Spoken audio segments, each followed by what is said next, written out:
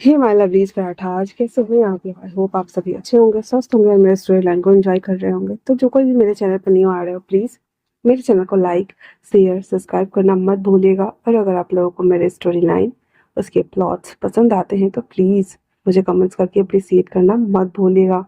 तो चलिए हम my past life is so in future में आगे बढ़ते हैं। वांगजी की नींद वीइंग से पहले खुल जाती है। फिर वो अपने दिमाग पर जोर डालकर ये सोचने की कोशिश करने लगता है कि कल रात में उसके और वेइंग के बीच कुछ हुआ था क्या, जो कि सिर्फ इतना ही याद था कि वो वेइंग को किस कर रहा था। वो ये सब सोच ही रहा था कि तभी उसकी नज़र सामने लगी घड़ी पर जाती है। तो वह तुरंत अपनी जगह से उठकर सावा लेने चला जाता है। वो अभी सावा ले ही रहा होता है कि तभी उसके कानों में वेइंग के चीखने की आवाज़ आती है। इसे सुन के वांगजी डर जाता है और वह वैसे ही बाथरूम से निकलकर बाहर आ जाता है। वांगजी बाहर आकर देखता है तो विंग पागलों की तरह बेड पर नाच रहा होता है और कहता है,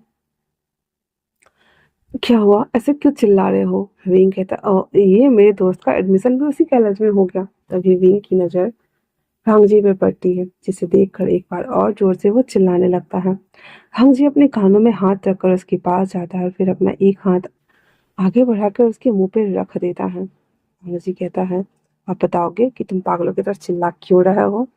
विंग खुश होते कहता है, ये मेरे दोस्त का एडमिशन भी उसी कॉलेज में हो गया है। तभी विंग की नजर वांगजी पे पड़ती, जिसे देखकर एक बार और जोर से वो चिल्लाने लगता है। वांगजी अपने कानों पे हाथ रखकर उसके पास जाता है और फिर अपना एक हाथ आगे बढ़ाकर उसके मुंह के ऊपर रख देता है। वांगजी कहता है, आप बताओगे कि तुम पागलों की तरह चिल्ला क्यों रहे हो? विंग वांगजी के इशारा करता है उसका हाथ हटाने के लिए। वांगजी जैसे ही अपना हाथ हटाता है, विंग सबसे पहले अपनी आंखों को अपने हाथों से ढक लेता है और फिर कहता है, पहली बात, आप इस तरह से बिना कपड़ों के रूम में कैसे घूम सकते हो? दूसरी बात, तुम्हारी हिम्मत कैसे हुई मेरा मुंह दबाने की? अगर सांस ना ले पाने के कारण मैं मर जाता तो? वांगजी विंग के वही टोन में जवाब देते हुए कहता है, पहली बात तो ये मेरा रूम है और दूसरी बात, मैं बिना कपड़े का भी घूमूं तो तुम्हें कोई प्रॉब्लम नहीं होना चाहिए, क्योंकि तुम ऑलरेडी मुझे बिना कपड़े के देख चुके हो।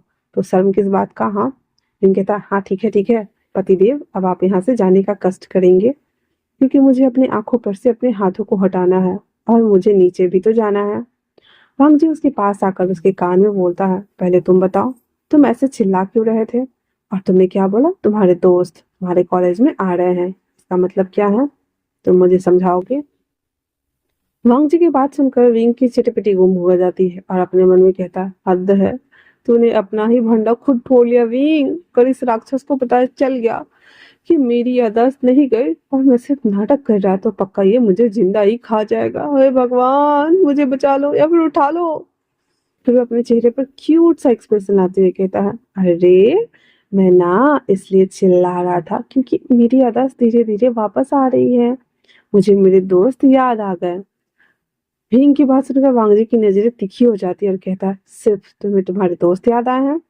वांगजी की बात सुनकर विंग मन ही मन खुद को डांट लगाते हुए कहता है, अरे यार ये मैंने क्या बोल दिया, अभी चल कुकरा हैंडसम जानवर मेरे कहीं दोस्तों को ना मार डाले।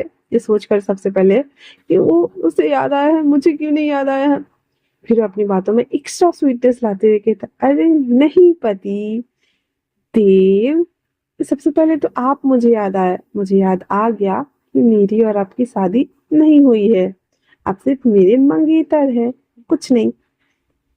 फिर वो अपना ड्रामा कंटिन्यू करते हुए कहता है, और एक मिनट, आप मेरे मंगेतर है उसके बाद भी अपने रूम में बिना कपड़ों के घूम रहे हैं, आपको शर्म नहीं आती एक पराये मर्द के सामने ऐसे खड़े होने में? रांग जी विंग की बात सुनकर एकदम से उसके हाथ को पकड़ के अपनी तरफ खींच लेता है और उसकी आंखों में देखकर कहता है, तुमने मुझे अभी तो पति बोला था ना? क्या एक पति अपनी वाइफ के सामने ऐसे नहीं आ सकता? वैसे एक हस्बैंड अपनी वाइफ के सामने ऐसे आने के साथ साथ बहुत कुछ कर भी सकता है। क्या तुम ट्राई करना चाहोगे? हिंग उसकी बात सुनकर उसे धक्का देकर खुद से दूर करता है और कहता है, बच्चों के सामने किसी से मिस बात कर रहे हो भैया? सॉरी हस्बैंड, आप तो बच्चों को बिगाड़ दोगे। और आज मैं आपको माफ करता हूँ क्योंकि आज मेरा अच्छा अच्छा वाला मूड है। दोबारा से ऐसी गलती मत करना। और तुमको पता है, मेरा मन तो खुद से चिल्लाने को कर रहा है। राम जी कहता है, अगर तुम्हें कोई ऐसे चिल्लाते हुए बाहर सुन लेगा तो उसे लगेगा कि तुम्हारे साथ जबरदस्ती कर रहा हूँ। उसकी बात सुनकर विंग चुपचाप से बेड पर बैठ जाता है, फिर दोनों हाथ अपने गाल पर लगाकर बोलता है, लेकिन तुम तो बोलते हो हमेशा तुम्हारा कमरा साउंड प्रूफ है ना, तो कैसे कोई सुनेगा? वांग जी कहता है, मेरा कमरा साउंड प्रूफ है, मेरे कान नहीं, इसलिए अगर दोबारा तुम चिल्लाए तो तुम्हें पता है ना मैं तुम्हारा मुंह कैसे बंद करता हूँ। फिर वांग जी की बात सुनकर अपना एक फिंगर निकाल कर अपने लिप्स पे रख देता है और बच्चों की तरह अपनी नेक हाँ में हिलाने लगता है और कहता है, हाँ मुझे पता है तुम क्या क्या करते हो मेरे साथ में। उसकी ऐसी नटंकी देखकर वांग जी के चेहरे पे स्माइल आ जाती है। वो आगे बढ़कर उसके माथे पर किस करके बोलता है, गुड बाय, अब आराम से बैठो, और वापस नहाने के लिए वो जाने लगता है। वांग जी को जाते हुए देखकर विंग अपने माथे को अपने हाथों से साफ करते हुए बोलता है, ये शैतान जब देखो मुझे मुझे सी मासूम लड़के के ऊपर अत्याचार ही करता रहता है, और अब तो इसे मेरे बोलने से भी प्रॉब्लम हो रही है। जल्दी ही इसे बचने के लिए मुझ तो कुछ न कुछ करना ही पड़ेगा, नहीं तो पता नहीं ये शैतान लालवांग जी मेरे साथ क्या क्या करेगा। हे भगवान मुझे बचा लेना इससे, क्योंकि अब आपके बच्चे से अत्याचार नहीं सहा जा रहा। वांग जी वही बाथरूम के गेट के पास खड़ा होकर वो उसकी सारी नौटंकी देख रहा था और कहता, पागल लड़का कभी नहीं सुधर सकता। फिर वह स्माइल करते हुए नहाने के लिए चला जाता है।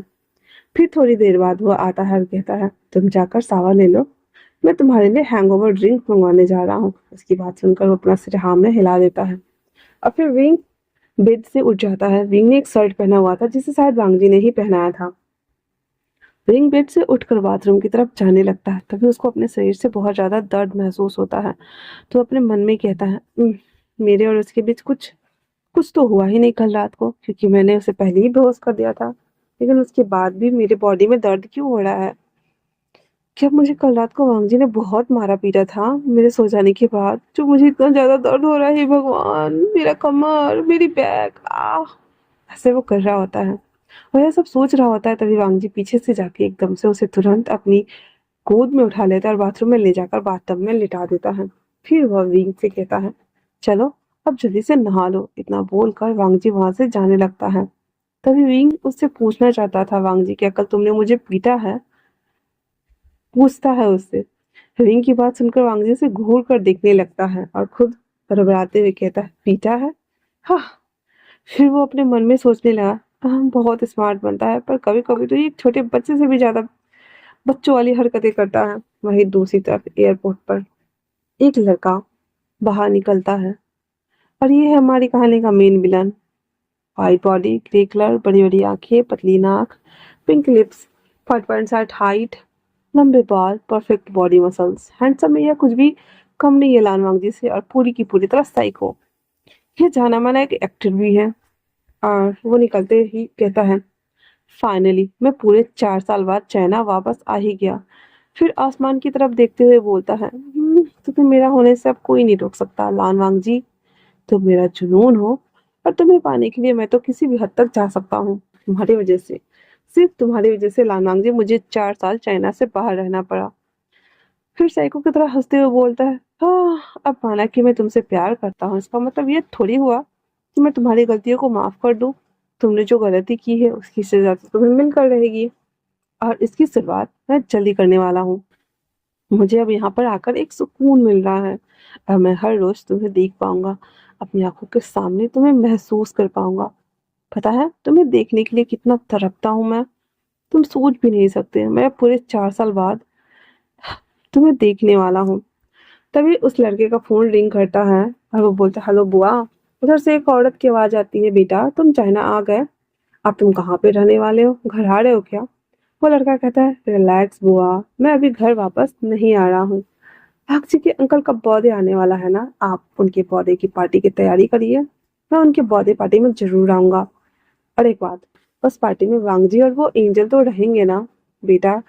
वो औरत कहती है, आप क्यों वांग जी के पीछे पड़े हो, अब तो वो उस लड़के के साथ रहता है ना, और वो उसे शादी भी करने वाला है, इसलिए अब उसका पीछा छोड़ दो ना और उसके माँ बाप के पास पहुंचने की तैयारी करो। नहीं तो ऐसा ना हो कि तुम्हारी सच्चाई उसके सामने आ जाए और तुमको जान से ही मार दे, जैसे कि उसके मॉम डैड ने हमारे पूरे परिवार को मार दिया था। वो लड़का कहता है, उसकी सारी सच्चाई का पता करना होता तब तक वो कर चुका होता, आप टेंशन मत लो, वो मेरा कुछ नहीं कर पाएगा, बल्कि अब तो मैं करूँगा जो भी करना है। उसके दिल में बसने वाले उस एंजल को उसकी आँखें के सामने ही उसे मैं मार दूँगा। सबकी कहानी का विलन हीरोइन के पीछे पड़ता है और हीरो हीरोइन को प्रोटेक्ट करता है। बट मेरी कहानी का विलन एक हीरो के पीछे ही है। हाँ, वो भी पूरी तरह साइको टाइप कि वो अपने पागलपन में वो कुछ भी कर सकता है। और वह वांगजी के लिए इतना पागल है कि वो इसके लिए अपनी फैमिली हो या वांगजी की फैमिली, किसी को भी चोट पहुंचाने से पीछे नहीं हटेगा। इसे हर हाल में वांगजी चाहिए, मतलब वांगजी ही चाहिए। अब देखते हैं कि इस कहानी में हीरोइन अपने हीरो को प्रोटेक्ट कर पाती है या नहीं। थोड़ी देर बाद विंग तैयार होकर फटाफट अपना नाश्ता करता है और अपने कॉलेज के लिए निकल रहा होता है। तभी पीछे से वांगजी उसको पकड़ लेता और कहता है, कल की तरह आज गायब मत हो जाना, नहीं तो तुम्हें पता है ना मैं क्या करूंगा। विंग उसकी बात सुनकर मुंह बना लेता है और कहता, हाँ हाँ, ये मेरा साइको सही है, जब देखो तब मुझे धमकाता रहता है। इसके पास मुझे धमकाने के अलावा और कोई काम तो बचा ही नहीं है, जब देखो तो मुंह उठा के आ जाता है मुझे परेशान करने के लिए।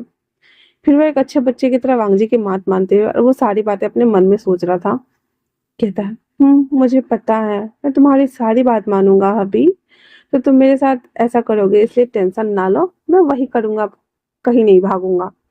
फिर वह ड्राइवर और बॉडीगार्ड के साथ अपने कॉलेज के लिए निकल जाता है। कॉलेज पहुंचने के बाद वो वहां से निकलने का प्लान बनाने लगता है, लेकिन आज बॉडीगार्ड उसका पीछा छोड़ ही नहीं होते। ये देखकर वो बहुत ही ज्यादा इरिटेट हो जाता है और अपने मन में कहता है, हाँ लगता है इन सब का काम तमाम करना ही पड़ेगा। जब सोते हुए वो उन दोनों को देखकर एक प्यारी सी स्माइल करता है, सोचते हुए उसकी स्माइल देखकर एक बॉडीगार्ड दूसरे बॉडीगार्ड से कहता है, अरे वो उनकी स्माइल कितनी प्यारी है ना, ये स्माइल करते हुए कितने प्यारे लगते हैं ना। तभी दूसरा बॉडीगार्ड बॉडीगार्ड के सर पे मारते हुए कहता है, हाँ ये बस स्माइल ही प्यारी करते हैं, बाकी उनकी हरकतें तो बिल्कुल भी प्यारी नहीं है। और अभी जो तुम्हें इनकी स्माइल प्यारी लग रही है ना, कुछ देर बाद यही स्माइल तुम्हारी जान ले जाएगी, क्योंकि ये इस तरह से स्माइल कर रहे हैं, मतलब समस्या, ये कुछ कांड करने वाले हैं, और कांड तो ये करेंगे और फंसेंगे हम सब। इसलिए अपने आंख कान सब खोलकर उनके ऊपर नजर रखो ना, कि इनके स्माइल के ऊपर रखनी है तुम्हें। हाँ, विंग जो इन दोनों के बॉडीगार्ड के आगे चल रहा होता है, उसके कानों में भी इन दोनों की बातें चली जाती है और वो अपने मन में कहता है, हाँ लगता है ये लोग मेरी ट्रिक जान चुके हैं, इसलिए अब मुझे कोई नया चाल चलना पड़ेगा इन सबको फंसाने के लिए। ये सोचते हुए एक डेविल स्माइल करता जा रहा था, जैसे कि उसके दिमाग में कुछ खास चल रहा हो। तो आज के लिए इतना ही है। मैं जानती हूँ कि ये छोटा पार्ट है, पर मैं कुछ नहीं कर सकती, वो मुझे एक चैप्टर बना के देती है और मैं बस इतना ही रिकॉर्ड करती हूँ। तो आप लोग एंजॉय करना। तब तक के लिए थैंक्स फॉर वॉचिंग।